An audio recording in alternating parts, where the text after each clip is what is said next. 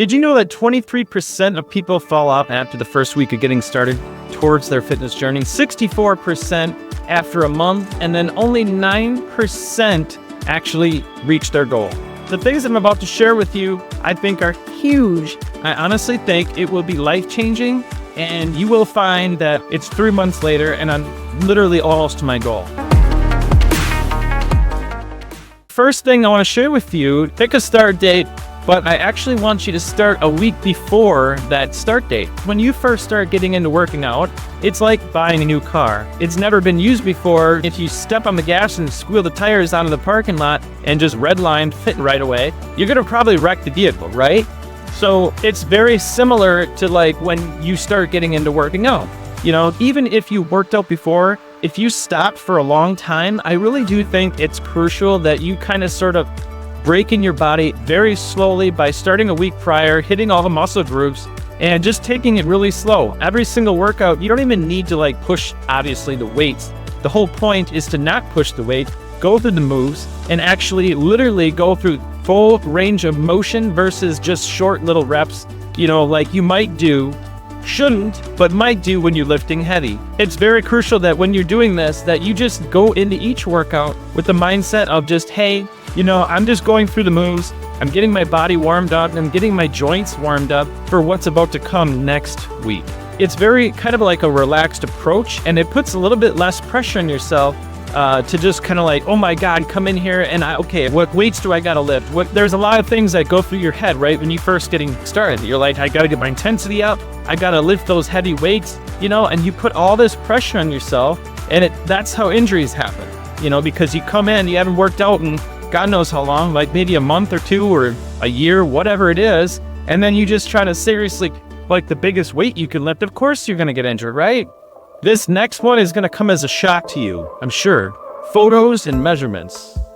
There's actually like a dual purpose to it. Obviously, you want the photos and you want the measurements, but it's almost like writing down your goal, you know? It's making it real. What does somebody say to you, like say, if you want to be a millionaire, you know, or whatever your goal is, or whatever your goal is at work, you know, the second you write shit down, it becomes real.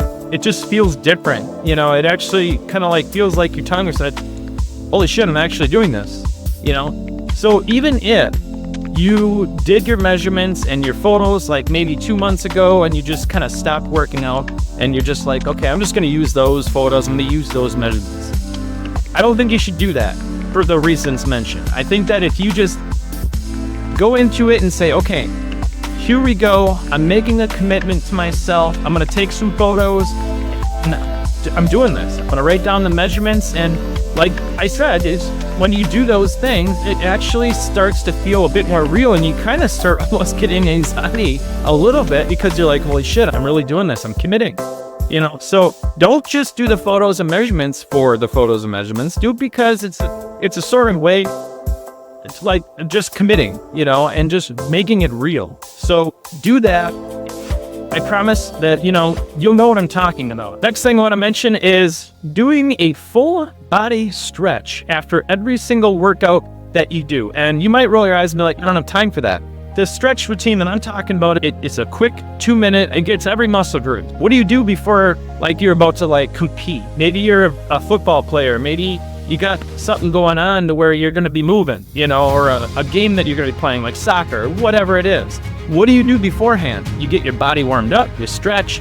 By doing this, it's just an added layer of protection from injuries. The fourth thing that I want to share with you, sit down and actually think about why you're doing this. And it cannot be just because you want abs. You know, come on. That's not going to get you in the gym after a long day's work when you literally feel like just sitting on the couch because you just worked 12 hours. You were supposed to work 10. You got super stressed because, you know, you're supposed to leave it after 10 hours and your boss is giving you shit. You stay an extra 2 hours. You just had a really long day and now you came home, you know, and some other crap went wrong with your vehicle and you had to stay down in the garage to, you know, fix something real quick. And now you come in the house, it's freaking 6 o'clock at night. All you want to do is just sit down. Are you going to work out that night if it's just to get abs? No, of course not. Now, are you going to work out if you really connect to your why and like why you're actually doing it?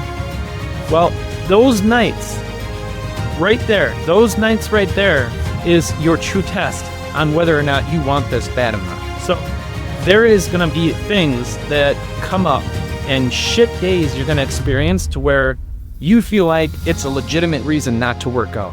I promise you, it's going to happen. You will be tested. So go into this knowing that you will be tested. You will have shitty days to where you just don't feel like working out. And something that you really need to remember is that your health, getting in the gym is so important. And if you have to sacrifice, even on some days, sleep to get in maybe a 30 or 50-minute workout, do it. Because you know what?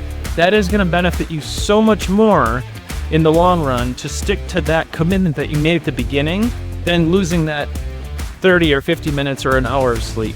The commitment and just the feeling of getting it done when you wake up the next day, even if you're tired, you're still going to be glad that you did it. I promise.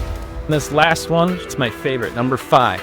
This one is actually something that I do to get myself to actually commit to, say, even doing competitions. Let me tell them one time, I've been on the grind, this my prime. Let me tell them one time, I've been on the grind, and this my prime. Yeah, sorry for the wait, didn't think I'd come up, y'all just need a little faith. I've been patient, just waiting on the river with an ace. Gotta move real careful, we coming surveying the place. I touch down in your city, that's a rival. Y'all got one thing on your mind, it's survival. But if you wanna take a shot at the title, call the medic, we checking your vitals. Let me tell them one time, I've been on the grind, this my prime. What do we typically do when we get nervous about something, or you're not fully committed, like you haven't like fully made it official that you're going to do X, Y, Z or whatever it is? You always feel like you have like that out, like if you have a date set up that you're going to do something, you kind of have that thought in the back of your head, like, I'm going to do it, but you know what I mean? You guys know what I'm talking about. Tell everyone what you're doing. Communicate how important it is to you and why you're doing it. You know, the biggest people that you're going to want to communicate with and tell people about what you're doing is, of course, your family. It's really, really, really important that you communicate with your family and say, hey, I'm doing this. And then you need to commit a block of time. So you need to make sure that you talk to your family and make damn sure that you're all on the same page, that, hey, between this and this time, this is what I'm working out and this is why I'm doing it. And then share your why. Yeah. That is so, so important. And then, of course, also tell your friends, because if you say are getting with your friends a couple times a week or whatever it is, that might change, you know, with this new lifestyle you're about to create for yourself, right? So it is extremely important that you communicate with your friends as well. If you say got together on Wednesday nights every week, that might change, because when you go out with your friends, typically that involves drinking and eating shit. And if you want to say tried at the beginning, good luck. I don't recommend it. Maybe later on, when you can start seeing and feeling the benefits of working out, you might have the strength to be able to go out and say, just whatever, I'm good, man. I'm just gonna have water. I don't need to eat. I'm gonna actually eat when I get home. I'm just here to hang out. You know, maybe you can do that later on, but at the beginning, I do not recommend it, because food is an addiction. It really is. Otherwise, we wouldn't gain weight.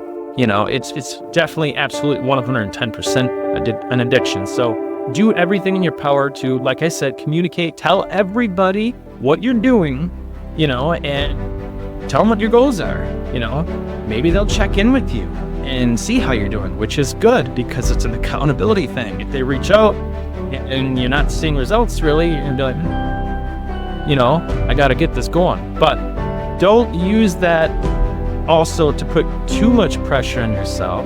If you're working out and they're seeing you stay consistent and you're committing, that's enough. That's impressive, because most people can't do that. If you're not seeing results right away, do not let that stress you out, or, you know, let that put too much pressure on yourself to, like, okay, I told all these people I'm doing it, and now I'm not seeing results, now I'm embarrassed, and now I feel like a failure or like an idiot. You got to get rid of that and just realize that getting in the gym is enough, trying is enough, and working on your eating weekly is enough. Maybe you won't get the results you thought you would in the first 3 months, and that's okay. You need to understand that this is a long-term lifestyle change. It's not going to happen overnight. If you can do those 5 things, I actually can honestly confidently say I guarantee that you will see results if you really commit to these 5 things. I'm excited to keep these videos coming for you guys. All these things I just talked about, I did, and that's how I'm able to stick to what I say I'm gonna do, like right now. I mean, I always work out. I don't ever not work out. Does my eating always reflect on where I want to go with my result? Absolutely not. I'm human. I make mistakes. Last year was a tough year for me. Unfortunately, my wife and I, we've been struggling with infertility for 6+ years. And we finally had our first child last year. Very exciting.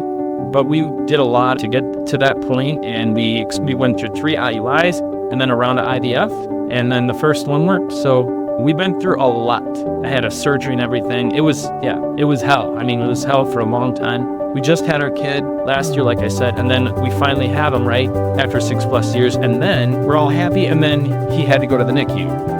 That sucked. I got in my workouts, but the eating, just mentally, I was not in a good spot. You know, the gym was definitely my therapy. I freaking loved being in here and just, you know, reflecting and just getting away from life for a bit. So I definitely got all my workouts in. You know, the eating wasn't always so perfect.